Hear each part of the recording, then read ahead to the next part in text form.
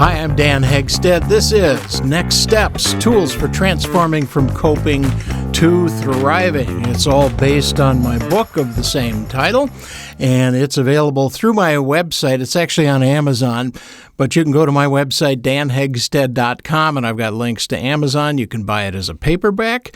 You can download the Kindle e-reader, and it's also an audiobook read by me. And if you're looking for a good speaker, you might consider me. All that information's on my website, too. So we're doing a little deeper dive now into the ramifications of our brain, our thinker. And I covered that in some depth in episode 2 of the Vlog and Podcast. So a prerequisite for this next series of episodes is listening to or watching episode 2, Your Thinker, an Owner's Manual, an Operator's Manual. It's pretty interesting, but we have to understand how this thing works and doesn't work in order to move from coping to thriving. It's just critical. It's absolutely critical. So we did that in episode 2, and now in these episodes 10 and forward for a ways here, we're going to get into some of the details of how that works. We talked about dealing with the media. We talked about confirmation bias. And this episode is all about predicting the future, because our brain wants to do that all the time, and we can't do it. We're terrible at it, but it doesn't stop us from trying. We cannot predict the future. Now, having said that, if you're driving a car down the street, you have to know, yes, you can predict the future. This car's turning. How fast is that car coming? If I put my hand on a table and think about what happens if I hit it with a hammer, yes, I can predict the future, okay? See, what's going on here is your lower brain is so simple. It wants perfect answers. It's either this or either that, and it's looking for any holes in my argument. What do you mean I can't predict the future? If I hit my hand with a hammer, I know it's going to hurt. Yes, okay, just relax, lower brain. We're engaging our higher brain here, and we're going to think this thing through. Now, lower brain, reptilian brain, the safety brain, the fear-based brain, all it wants to do is keep us safe. It doesn't want us to hurt physically, mentally, or emotionally, so its total default is towards safety. It wants to know what can hurt us and how can we avoid that. So what does it do? It looks into the future, and what's the worst that could happen? Well, everything. So it catastrophizes and says, don't do anything. And some people actually live that way. They just don't do anything, so it seems, and we can't live that way. That's not moving from coping to thriving.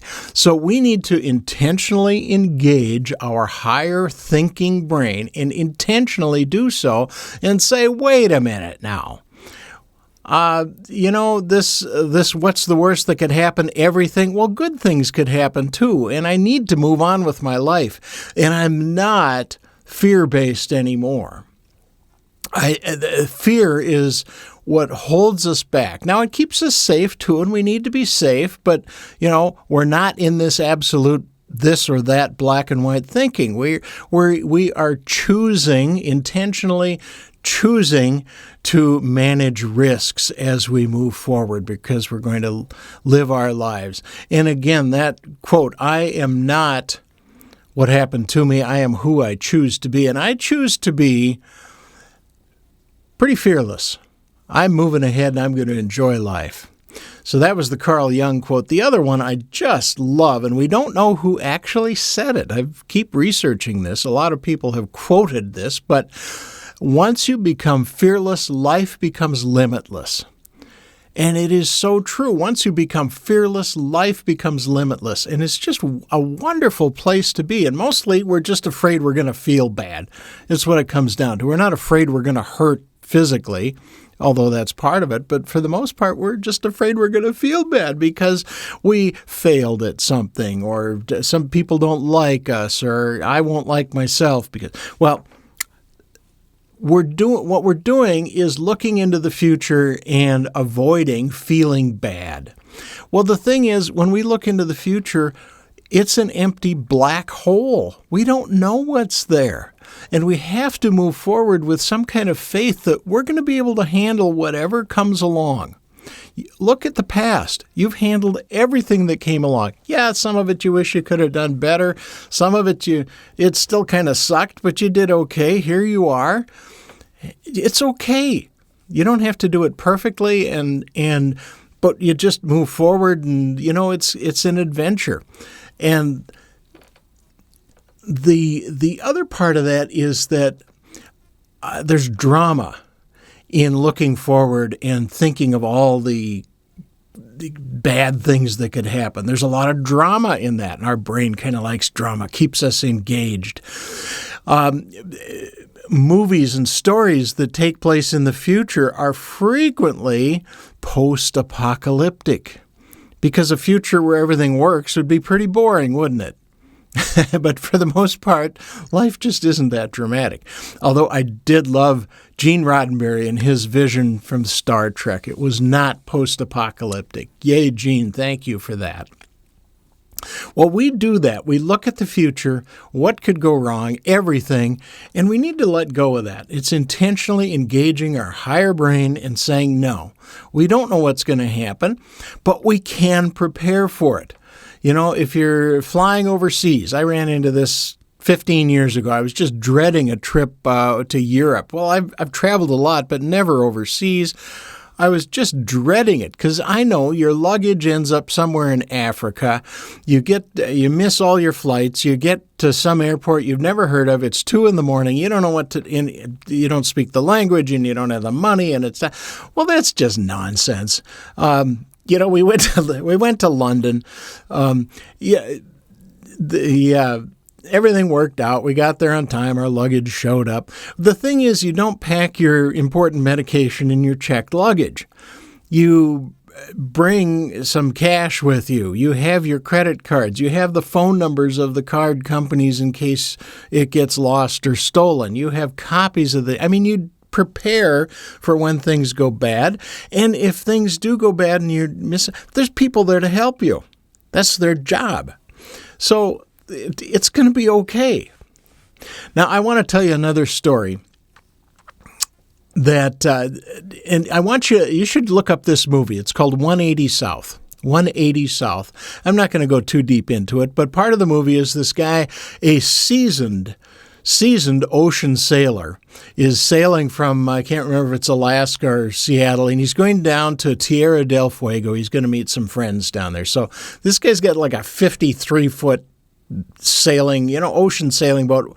He is as prepared as you can be, a veteran sailor. Anyway, huge storm, wrecks his boat. He ends up in the Galapagos Islands. His mast is broken.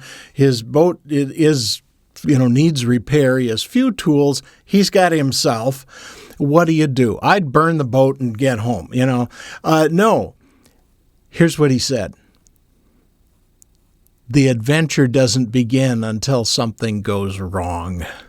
The adventure doesn't begin until something goes wrong. Now, that's the attitude you have to take. So he repaired his boat as best he could. Took him months, but he met his friends down in South America, and they had an adventure.